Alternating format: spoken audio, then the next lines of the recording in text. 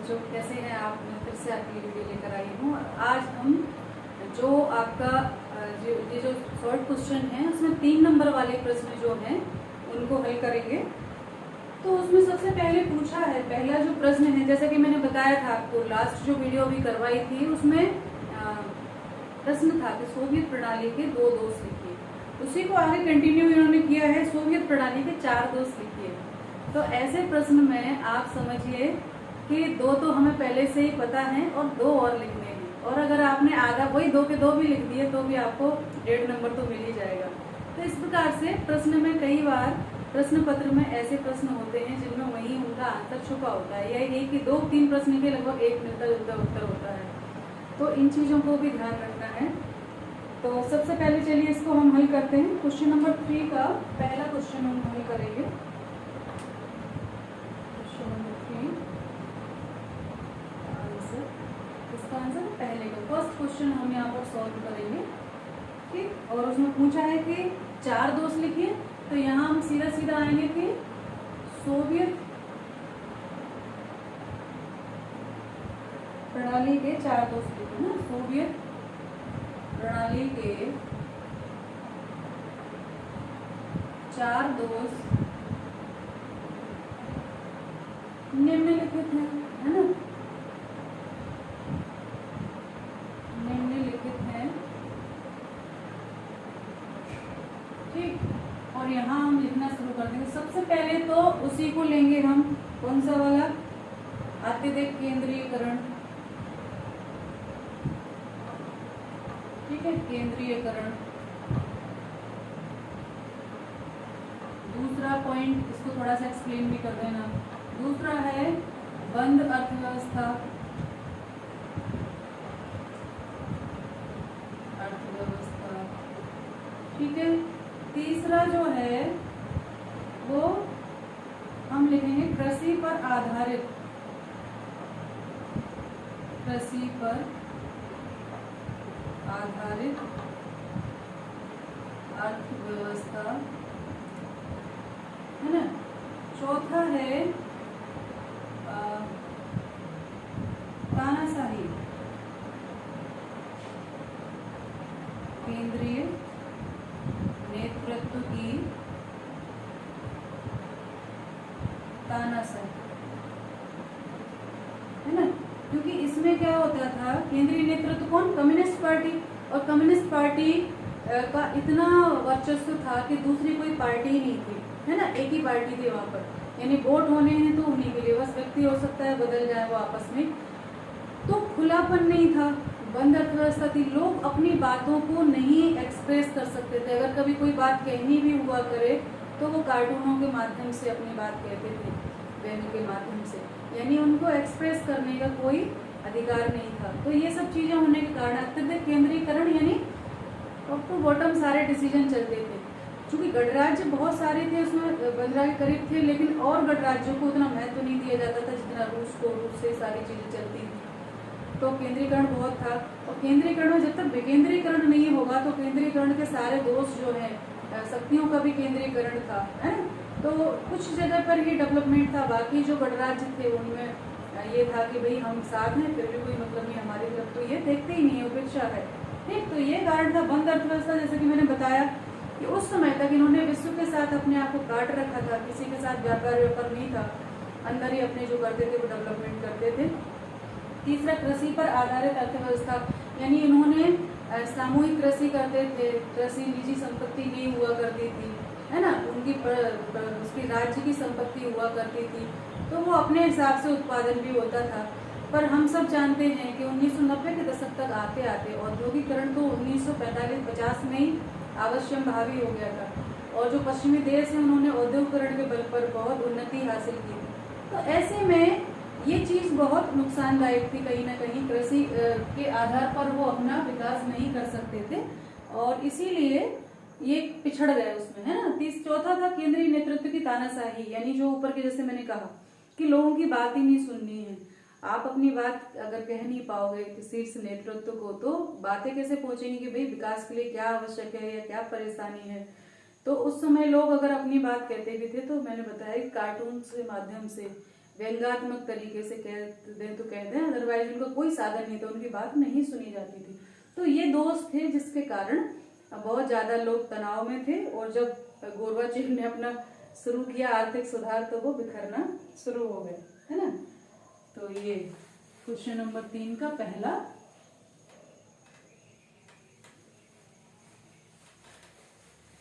Question number 3 का जो दूसरा प्रश्न है वो है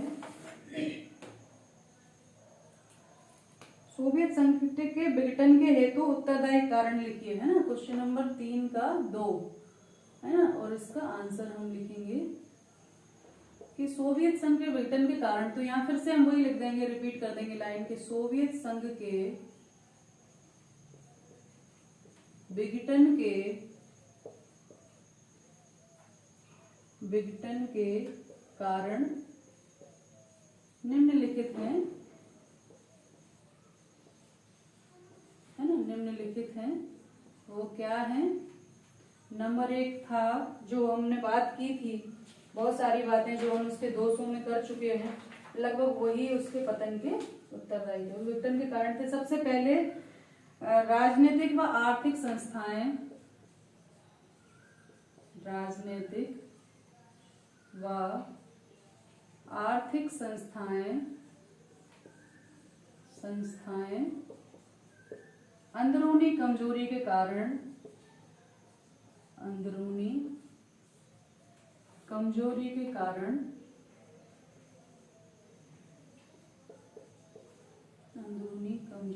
कारण क्या हो गया था?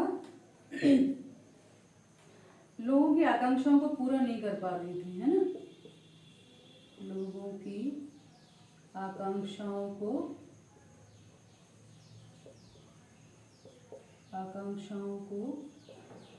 पूरा नहीं कर पा रही थी।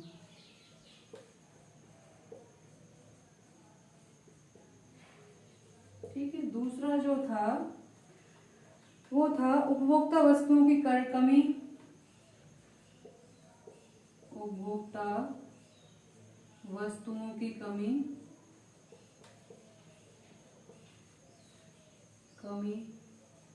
है ना। और कल्याण के बजाय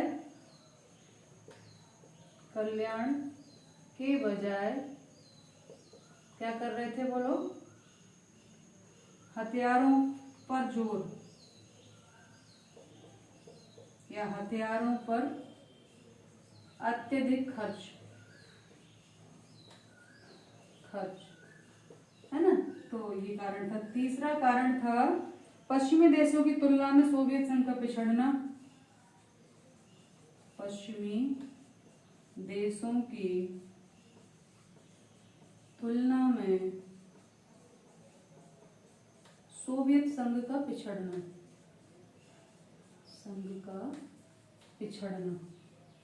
है ना, वो उससे पिछड़ गया था, पिछड़ना।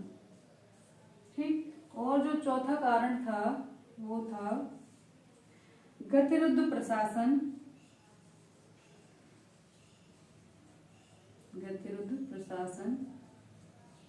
और सत्ता का केंद्रीकरण, जो मैं पहले ही लिखवा चुकी हूँ आपको, है ना। सत्ता का केंद्रीयकरण। ठीक है। तो ये कारण थे पतन के। सबसे पहले तो था कि राजनीतिक व आर्थिक संस्थाएं जो है वो इंटरनली बहुत वीक हो गई थी और लोगों की अपेक्षाओं को, आकांक्षाओं को पूरा नहीं कर पा रही थी। दूसरा कारण था उपभोक्ता वस्तुओं की कमी, यानी जो लोगों की जरूरत के सामान है उनका उत्पादन नहीं किया जा रहा था, लोगों के कल्याण के लिए खर्च नहीं किया जा रहा था, बल्कि हथियारों के, अपने आप को शक्तिशाली बनाने के लिए हथियारों पर बहुत ज्यादा उन्होंने, परमाणु हथियारों का जखीरा इकट्ठा किया और उस पर अत्यधिक खर्च किया। बजट तो वही होता है, कहीं भी खर्च करें।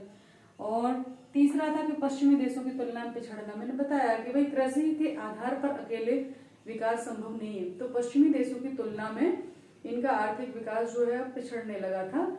और उसके अलावा गतिरुद्ध प्रशासन और सत्ता का केंद्रीकरण। गतिरुद्ध मतलब उसमें स्पीड नहीं थी, लोगों की बात नहीं सुन रहे थे, सिर्फ एक तरफ से डिलीवर हो रही थी चीजें, तो लोगों में आक्रोश था। और सत्ता का केंद्रीकरण, यानी ऊपर शीर्ष पर बैठे कुछ लोग ही डिसीजन करते थे, नीचे के लोगों से उन्हें कोई मतलब नहीं था।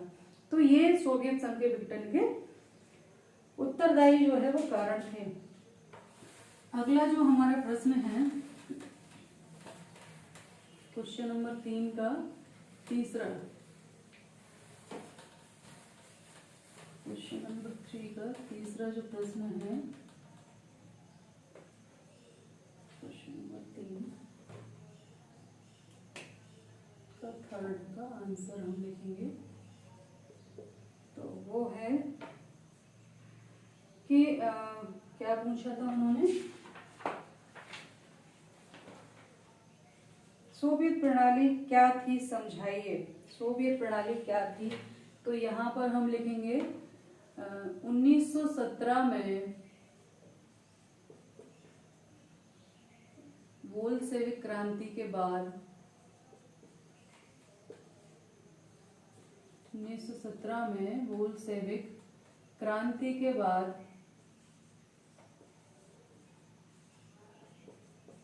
रूस में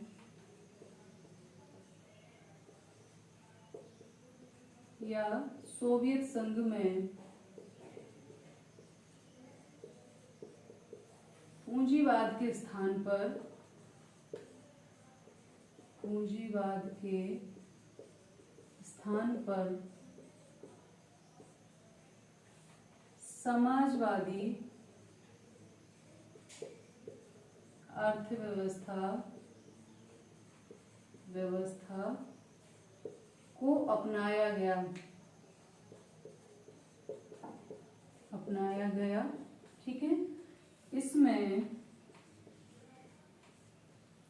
संपत्ति पर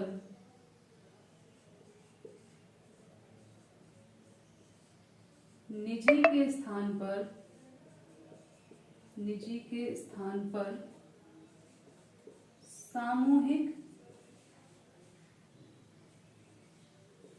सामूहिक स्वामित्व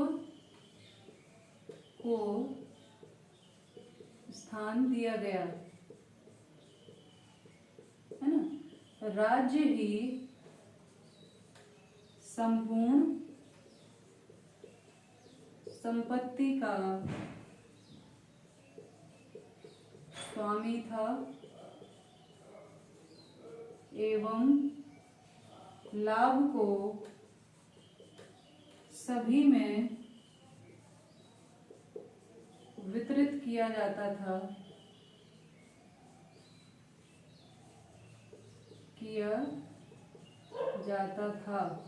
है ना। सभी को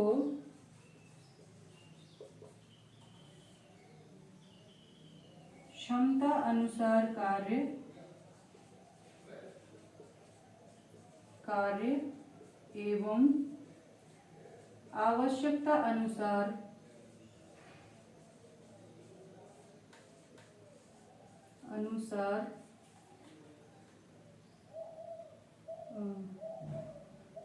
लाभ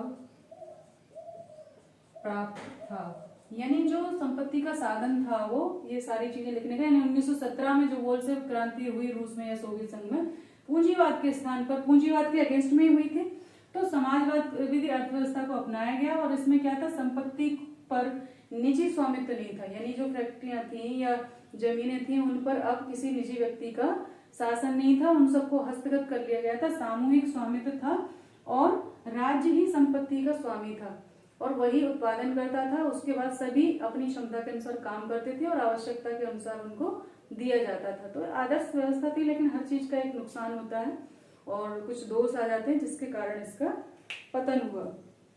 तो ये सोवियत प्रणाली थी, ठीक है, समाजवादी अर्थव्यवस्था थी जिसमें आवश्यकता अनुसार मिलता था और क्षमता अनुसार लोग काम करते थे। तो ये बड़े आदर्श व्यवस्था एक सपना देखा था उन लोगों ने और उसको पूरा करने का प्रयत्न था। कुछ हद तक वो लोग सफल भी हो गए थे। अब प्रश्न नंबर 3 का 4, प्रश्न नंबर 3 का 4, और उसमें पूछा है कि शॉक थेरेपी के परिणाम बताइए। शॉक थेरेपी के परिणाम हमें लिखने हैं, किन्हीं 4 परिणामों को लिखिए। तो यहाँ पर हम लिखेंगे फिर से वही कि शॉक थेरेपी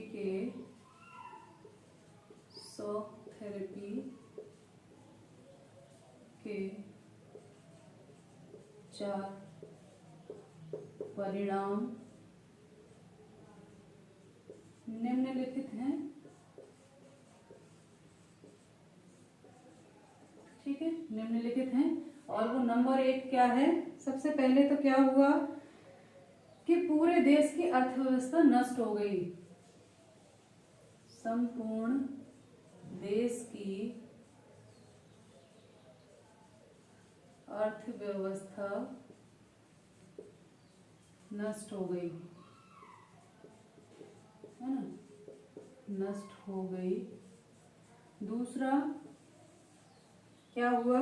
रूबल में गिरावट, रूबल मुद्रा में गिरावट। जो रूस की मुद्रा थी ना, रूबल, सोवियत संघ की, उसमें गिरावट आ गई। वो अन्य मुद्रा की अपेक्षा बहुत ज्यादा कम कीमत की हो गई। ठीक है। तीसरा जो था वो था सकल घरेलू उत्पादन घटा। सकल घरेलू उत्पादन घटा। उसके अलावा चौथा जो परिणाम था वो था आर्थिक असमानता बढ़ी। आर्थिक असमानता बढ़ी। ठीक है।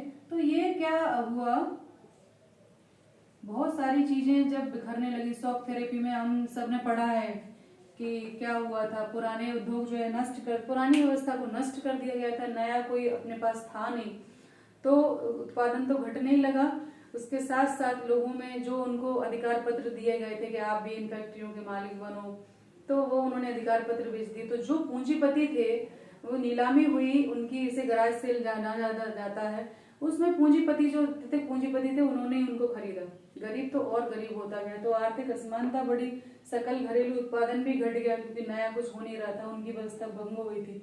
रूबल मुद्रा जो सोवियत संघ की मुद्रा थी उसमें भी गिरावट दर्ज की गई। तो ये सारे परिणाम जो है यानी अच्छे नहीं थे।